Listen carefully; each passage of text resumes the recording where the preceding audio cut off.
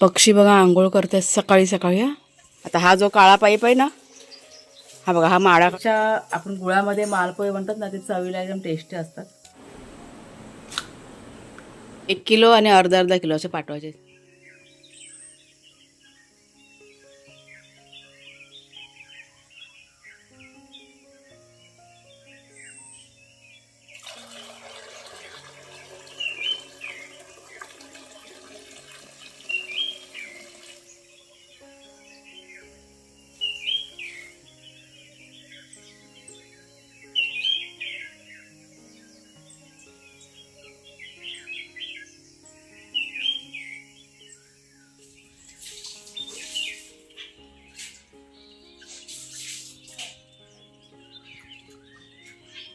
पक्षी बघा आंघोळ करतात सकाळी सकाळी. हा त्यांना पण गरमी होते ना. पूर्ण भिजला गेला आता. हां, आता झाडावरची फळं खातील.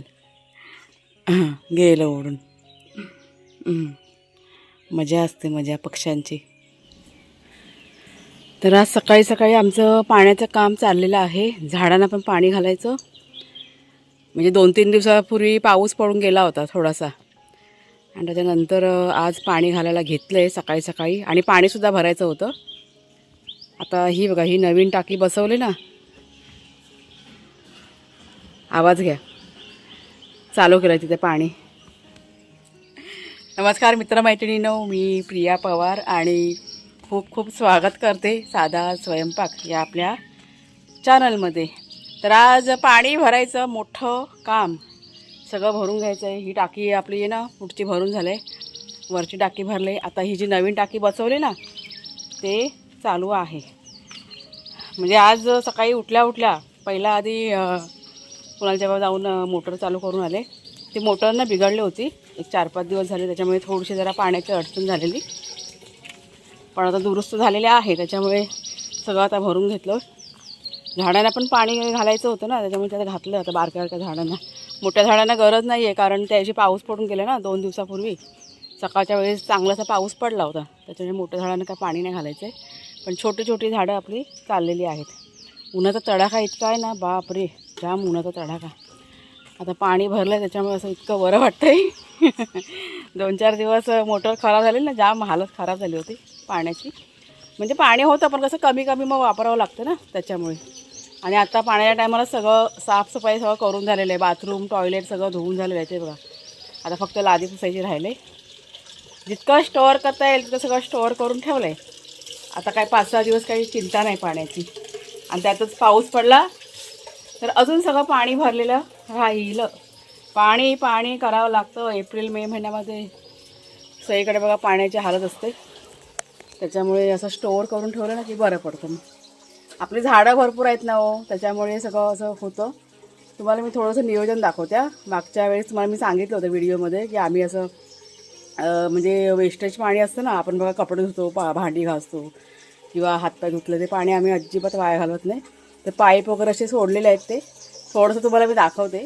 तर हे बघा, हे तुम्हाला दिसतंय काळे पाईप बघा. आता हा जो काळा पाईप आहे ना, हा बघा, हा माडाकडे सोडला आहे, नारळाकडे.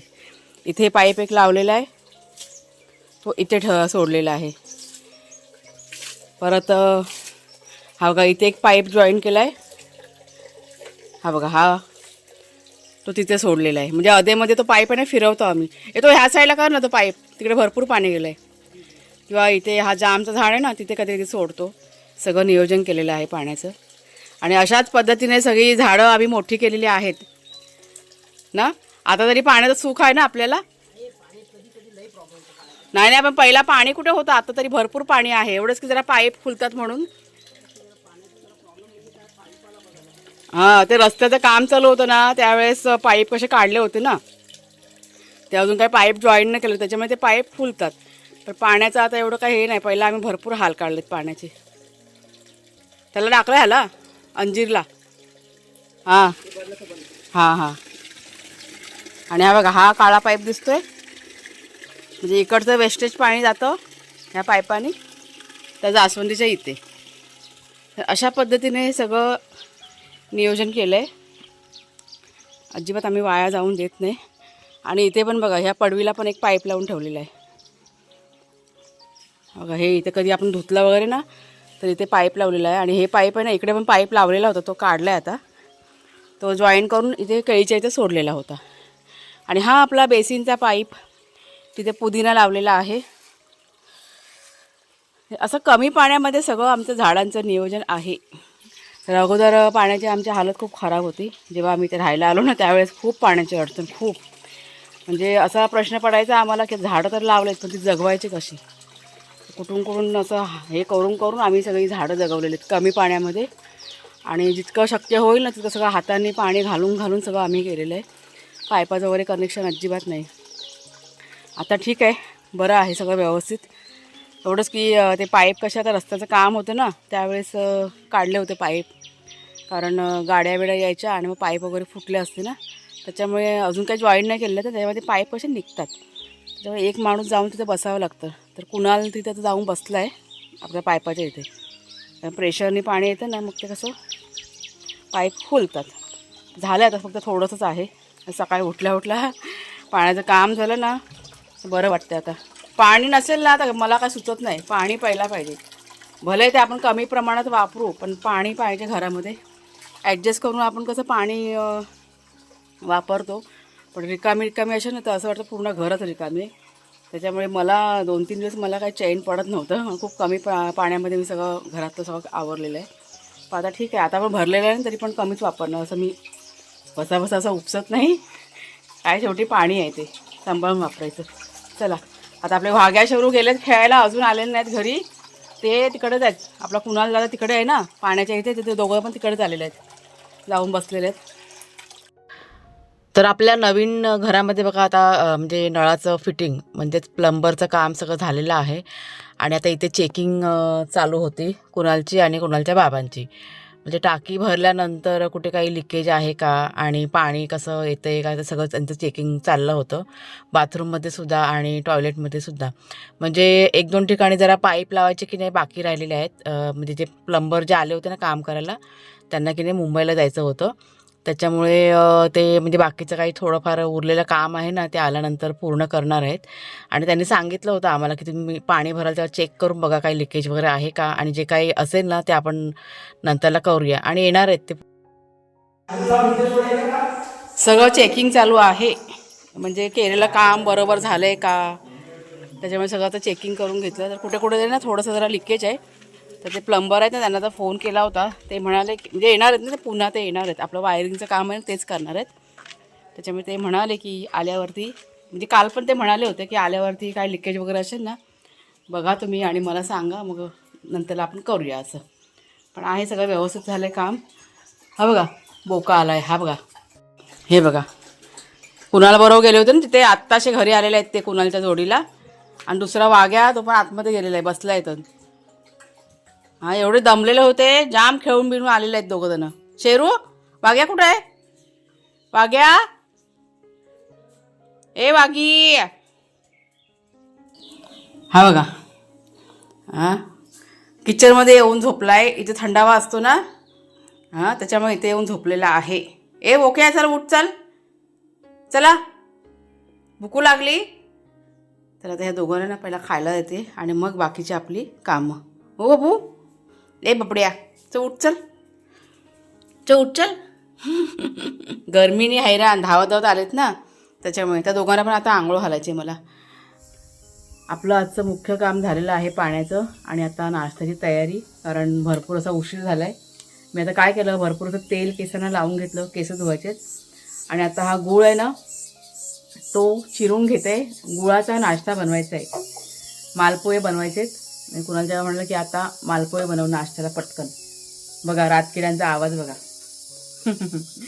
गुळामध्ये छान बनतात मालपोहे, म्हणजे साखर पण आपण घालू शकतो.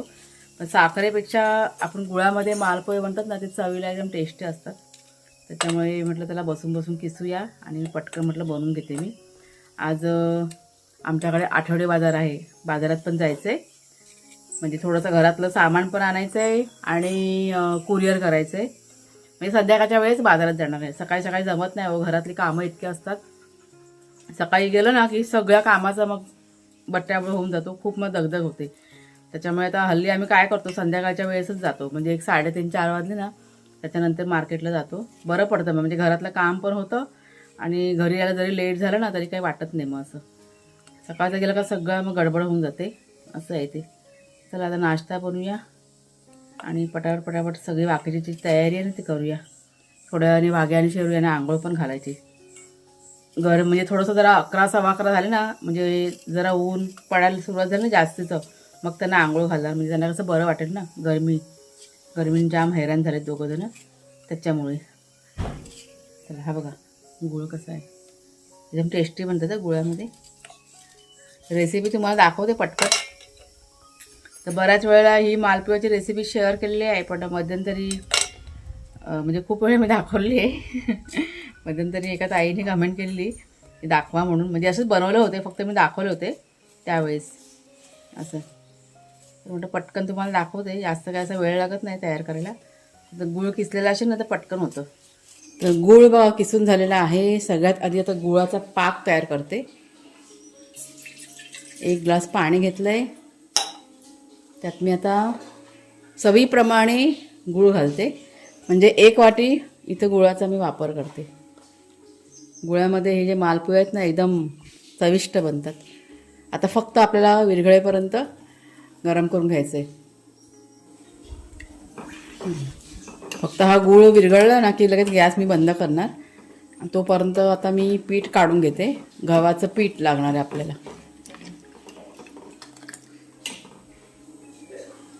हे बघा 1 वाटी गव्हाचं पीठ घेतलं आहे. आणि हे जे भांडं आहे ना ह्याच्यामध्ये मी गूळ आहे ना चिरून घेतलं होतं, त्यामुळे तोच भांडं घेतलं मी. आता अजून अर्धी वाटी टाकते. हे बघा 1 वाटी गूळ आणि 1.5 वाटी इथे मी पीठ घेतलं आहे.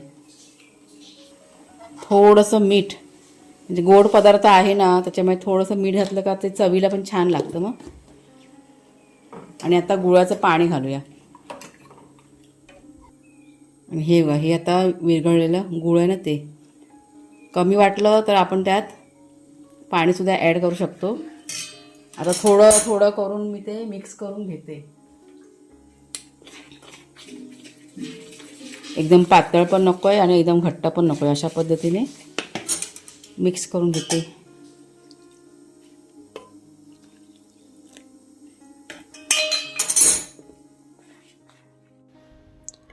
तर गुळाचं पाणी घालून छान असं मिक्स करून घेतलं. 5 मिनटं चांगलं असं फेटून घ्यायचं आणि त्याच्यानंतर आपल्याला हे मिश्रण आहे ना झाकून ठेवायचं. एक साधारण 5 ते 10 मिनटं तरी झाकून ठेवायचं. म्हणजे गूळ वगैरे कुठे जर जाडसर राहिलं असेल ते विरघळून जाईल ना त्याच्यासाठी. आणि त्याच्यानंतर मी आता तयार करायला घेतलेलं आहे. तुम्हाला जर का आवडत असेल तर वेलची पूड पण आपण टाकू शकतो, आपल्या आवडीवरती आहे. मला वेलची पूड ना अजिबात आवडत नाही, त्याच्यामुळे वेलची काय मी ते घातले नाही आहे. आता बघा पॅन ठेवलेला आहे, डोशाचा तवा ठेवला आहे, त्याच्यावरती थोडंसं तूप लावलं आहे. आणि त्याच्यानंतर लहान लहान आकारामध्ये आता मालपुए आहेत ना ते मी घालून घ्यायला सुरुवात केलेली आहे. आणि छान असे खरपूस दोन्ही बाजून परतून घेतलेत मी. तूप सोडून तुपामध्ये छान लागतात. तेलाचा वापर केला ना की म्हणजे चवीमध्ये फरक पडतो. म्हणजे एखादा गोड पदार्थ बघा असतो ना तो तुपामध्ये छान लागतो. आणि गुळाचा पाक ज्यावेळेस टाकला ना त्यात मी थोडंसं मीठ पण बघा ॲड केलं होतं. मीठ ॲड केल्यानंतर अजून चव की नाही वाढते गोड पदार्थाची. तर इथे बघा आता मालपुए तयार करायला सुरुवात केली. थोडासा वेळ जातो शेकायला.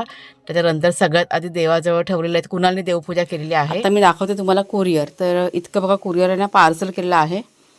अजून अर्धं काम बाकी आहे, म्हणजे ॲड्रेस लिहायचं बाकी आहे. आणि हा बघा हा आपला शेरू. आणि थोडंसं आपल्याला दुसरं पण कुरिअर करायचं आहे ना. आज आमचं कुरिअरचं काम जास्त आहे. हे बघा कुणाला जेव्हा फळं काढतात, ही फळं आपल्याला पाठवायची आहेत मुंबईला कुरिअर करून.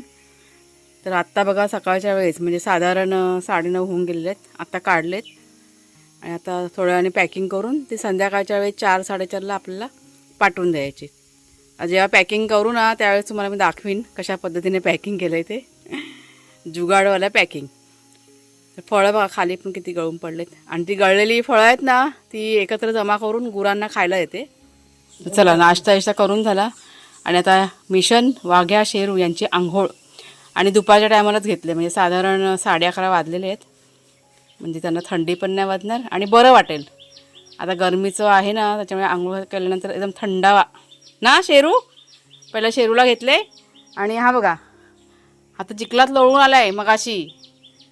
शेरू वाग्या आंघोळ करायची हा. त्यांना बरोबर समजतं आंघोळीचं असेल तर. आता पळापळ असते पण आता गरमी आहे ना त्याच्यामुळे पळणार नाही, आंघोळ करून घेतील.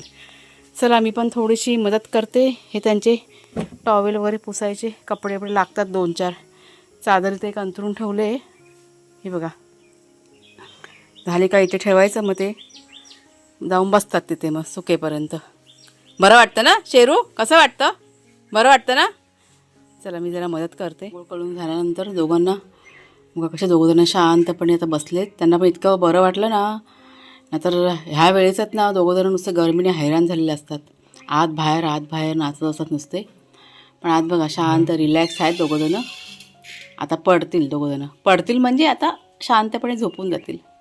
तो एक चादरीवर बसला आणि तो बघा त्याला ती गाऊन अंतरले, जाऊन बेडच्या खाली बसलाय. वाग्या बरं वाटतंय ना? थोड्या वेळाने त्यांना सोडणार, जरा सुकले ना की मग सोडणार त्यांना. त्यांचे पट्टे आहेत ना गळ्यातले ते पण धुवून काढायचे. तर आदल्या दिवशी रात्री हे कुरिअरचं पॅकिंग आहे ना करून ठेवलं होतं. आता ॲड्रेस लिहायचं काम कुणालने केलेलं आहे. म्हणजे त्यांनी ते काम केलं आणि मग तो ऑफिसला निघून गेला. अर्ध कुरिअर करायचं आपलं अजून बाकी आहे. म्हणजे हळद सगळ्यांच्या ऑर्डरच्या आले म्हणजे आहे ना, पण ते हळद अजून आली नाही आहे. त्याच्यामुळे बाकीचे पार्सल आहेत ना ते 5 तारखेनंतर कुरिअर करणार आहे मी. आता आम्ही इथे घेतलेले आहेत फळं पॅकिंग करायला. ही बघा ही आपली काढलेली सकाळीच काढलेली आहेत फळं आणि आता दुपारच्या वेळेस आम्ही आता पॅकिंग करायला घेतलेली आहे. 1 किलो आणि अर्धा किलो असे पाठवायचे. ह्याच्यामध्ये 1 किलो राहतील ह्या बॉक्समध्ये पण बसतील. तर आता चाललं आहे पॅकिंगचं काम. आज जास्त करून आपलं कुरिअरचंच काम आहे. म्हणजे रात्री उशिरापर्यंत बसून आम्ही पॅकिंग केलं. म्हणजे मसाले हे ते कोकम वगैरे सगळं आपलं चालू आहे. आता जास्त काय तुम्हाला मी व्हिडिओमध्ये दाखवता येत नाही, पण ते काम पण आपलं की नाही चालू आहे. तर कुणालने मगाशी ॲड्रेस वगैरे सगळं लिहायचं बाकी होतं ते त्यांनी पूर्ण केलं आणि मग तो त्याच्या कामाला निघून गेला. आणि आता बाकीचं जे फळांचं पॅकिंग आहे ना ते कुणालच्या बाबा आता करतीलच. अंदाजे 4च्या दरम्यान आम्हाला निघायचं आहे कुरिअर करायला. म्हणजे खास करून कुरिअरसाठी जायचं आहे आज असं. त्याच्यामुळे आता घरातलं सगळं पटपट आवरायचं आणि मग निघायचं. तर चला मग ताईनो आजचा हा जो व्हिडिओ आहे तो आता इथेच थांबवते. कसा वाटला जरूर सांगा. आवडला असेल जरूर लाईक करा, शेअर करा, हाईप करा. पुढच्या व्हिडिओमध्ये भेटूया. तोपर्यंत खूप खूप धन्यवाद.